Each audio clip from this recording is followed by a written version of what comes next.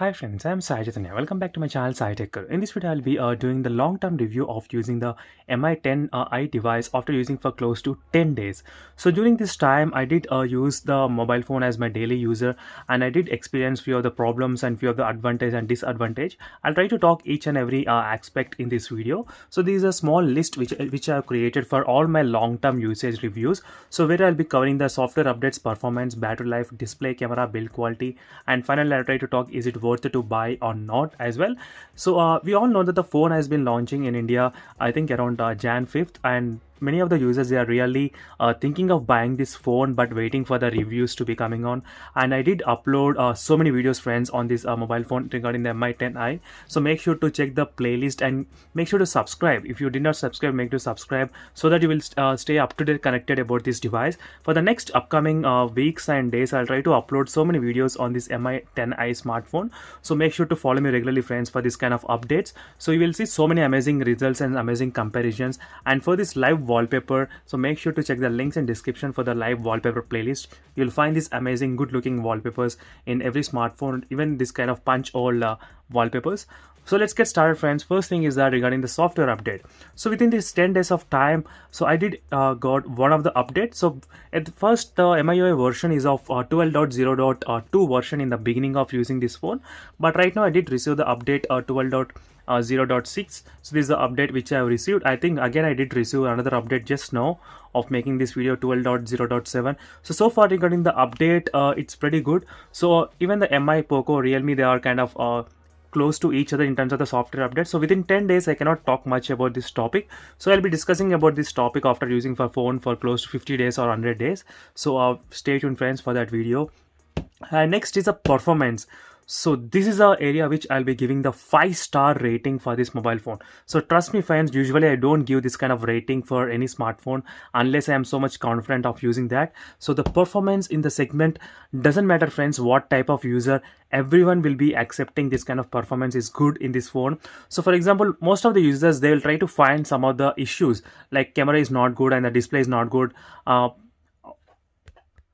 phone is very slow. But in this case, regarding the performance, no one will be talking anything friends, because the phone has got Snapdragon 750G processor, and addition to that, having the 120Hz refresh rate feels very smooth. So the reason why I'm saying this kind of conclusion, because I did use plenty of heavy games like the Genshin Impact and even some of the normal games like Call of Duty, PUBG, Asphalt 9. So it doesn't matter what game I throw at this processor, it did perform very good, and it gave very much tough competition to the OnePlus Nord as well. So this Mi10i processor 750G is more powerful than the OnePlus Nord. So that is what I learned in this experience. So to say this statement, I will try to show you the Antutu benchmark test in case if you are one of the person who believes the Antutu benchmark score. So this is the Antutu benchmark score friends, 3,42,000. So this is a seriously impressive score for this kind of processor. And only one thing is that the price doesn't yet reveal at this time by the time I'm making this video. So the OnePlus Nord has got the 3,20,000 of Antutu benchmark score, and this scored around 3,42,000. So not only the Antutu benchmark performance, but overall the gaming experience is really good in this phone. So there are 120 FPS few games which are supported here, and I did comparison with the 120 FPS that game versus the POCO X3's processor. One thing I did find is that one of the game Ace Force, so which was playing around 80 FPS in this POCO X3, but it did play 120 FPS in this Mi10i. So if you want to know about that video, make sure to check the playlist friends. You will find the video on the 120 FPS gaming comparison between the Mi10i versus the POCO X3 device. You will know more details about that video, so make sure to check that in case if you're having any doubts. So overall in terms of the experience, I am really happy friends. Even there are so many in-depth features which got included, which will be useful for the gamers, so which will enhance the gaming experience as well. For example, there is a voice changer option in the game turbo, and there is option for the changing the colors as well, normal, standard, and the bright colors. So the turning off the screen as well when the game is running, you can do that here. So there's so much of software thing is going on right now in this POCO, in this Mi10i device. So in the performance section, I did not face any problem. So zero complaints, friends. So that's why I'm giving this phone as a 5-star rating. And one reason why I'm giving 5-star, because for this kind of budget, the processor we are getting is really good. I'm not sure how much the budget will be there, but I was expecting between close to 17 to 19,000, between that range. So let's see, friends, for the budget. So for the performance is really good. And next is the battery. So battery is the section I'm not that satisfied with this phone. So I was getting the screen on time about around 5 to 6 hours of screen on time. And even nowadays we are seeing the phones with the fast charging close to 60 watts, 50 watts. So 33 watts is a kind of okay for fast charging, that's not a problem. But in this kind of tough competition with the Realme phones, where the Realme is offering around 12,000 Realme Nord, you can get 65-watt fast charging. So 33-watt fast charging can be quite slow and disappointing for few users. But don't get me wrong, friends, the charging speed is also very good. It takes 70 minutes to charge, and battery backup is also 5 to 6 hours of usage. Even with the gaming, I did a video on PUBG gaming, so make sure to check that link, so you'll know about the PUBG gaming. I did got around, I think, if I remember, 6 hours of gaming I did have in this phone. So that is also another good advantage. So in terms of the battery section, I'm kind of mixed feelings with this mobile phone with the Mi10i.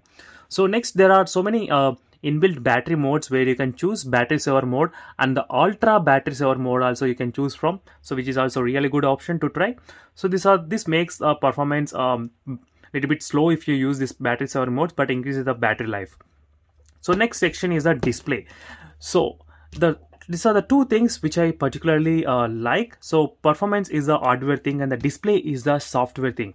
The reason why I'm saying software thing, because the phone has got the IPS LCD panel display.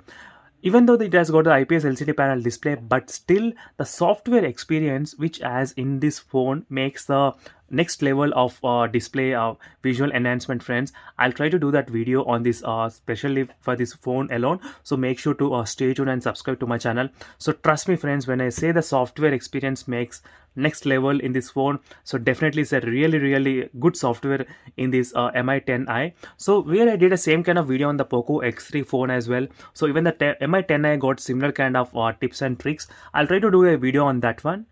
So just for the sample, let me give one clue. So here is a software experience, friends, which is called the video toolbox. So where you can choose 5 different modes to get the colors: black and white mode and the normal colors, and the outdoor will increase the brightness, and cinema mode will increase the colors and saturation levels. As you can see, friends, contrast and saturation levels, which is got seriously increased. So what I mean is that even though the phone has got IPS LCD panel and with 120 Hz refresh rate, it is quite good with the software experience, where even I did forget the phone has a IPS LCD panel. So I'm big fan of the Super AMOLED panel displays like the Samsung Galaxy M51. So this is the reason I did switch my mobile phone to the Samsung Galaxy M51 previously, because of the beautiful display. But during my usage, I never had any experience like that with this phone. So the software experience makes a perfect choice for the display, and phone has got the 120 Hz refresh rate. Even that is also another best option for this phone. So for the display is also, I'm very happy, friends. So two things I'm particularly happy. So one is the processor, which cannot be replaced, and even with the software updates you cannot much improve the performance. But the display, the hardware is normal, but the software experience is a key point for the display, friends. So these two are the main key points for me. That is what I felt after 10 days of using this phone. So camera. So you might be thinking why I did not focus much about the camera and why I did not include. I'll try to give you a reason. One, that most of the users, they are thinking the Samsung the camera lens which is present here is a 108 megapixel lens. So the reason the camera lens is from the Samsung, and most of the people, they will think that if you take the image shot from this phone and if you try to zoom in, you will get so much of zooming capabilities. But there is one thing which even I was mistakenly thought. So I did a comparison video, friends. 64 megapixel lens versus 108 megapixel. So this is a lens from the Sony and 108 megapixel from the Samsung. So what I found was the results are really very shocking, friends. Amazing results. So the 64 megapixel from the Sony is very much capable, and zooming capabilities are high in this camera. than the 108 megapixel camera lens. So maybe with the software update they might be able to improve that zooming capabilities, but at the moment these what the facts are, friends. So to prove that statement, I did upload a video on that topic, particularly comparing the both phones regarding the camera. So this is a camera comparison, friends. Make sure to check that camera comparison. You will understand a lot in depth that video. You will get to know so many things about the camera, friends. So far with the camera, I'm not that impressed. So even with the image quality, everything is normal. So nothing much special about the camera, friends, in terms of my opinion. So the zooming capabilities and everything is normal. There's nothing special to talk as well. So only on the paper 108 megapixel lens, but the image producing and everything processing is completely same as 64 megapixel. So even I'm not giving you much hopes on the camera lens, so make sure that you check other reviews as well regarding the camera, not only mine. And next is the build quality. So regarding the build, one more thing regarding the camera, let me try to quickly show you what are the modes here available here. So most of the users, they will think whether it's available with the vlog or not. So vlog is there, dual video, clone, long exposure, slow motion, time lapse. So these are the modes which are available here. So just for the quick glance, I thought of showing you all. So final thing is the build quality. So build quality is another key point for this phone, friends, nowadays. So we are seeing the nowadays so many phones which are having the very less weight, but this phone comes at a 215 grams. So 215 grams is quite heavy for most of the users. So that is one thing we to be considered. And next is that having the dual stereo speaker setup, one on the top and one in the bottom. So that is also another good advantage. You do have the IR blaster and expandable memory, which is the hybrid SIM slot. So not the dual SIM play SSD, this is a hybrid SIM slot. And LED notification light. So that is another important thing where few of the manufacturer companies, they'll forget to add. So LED notification light, still it's continuing in the MI and Redmi band. That's a really good thing, friends. So overall, this is my experience, friends, of using this phone. And final question is that, is it worth it to buy? I would definitely say it's worth it to buy for the gamers. So who are more into gaming, then for them it's definitely worth to buy, because for them you need only processor and the 120Hz refresh rate. Even though you get the battery little bit less, but you should not be compromised with the performance. So that is the most important thing, friends. So in that case, it's definitely worth.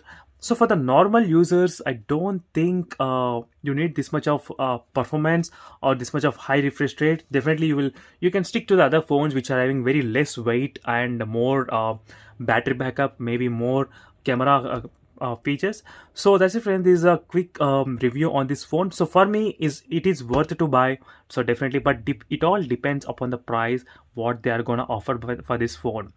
So thank you for watching, friends. I hope you will be knowing something about this Mi10 in this video. And for more interesting this kind of information, I did explain each and every topic separately in another video. So make sure to check that playlist. You will get to know more details, friends. And thank you for watching.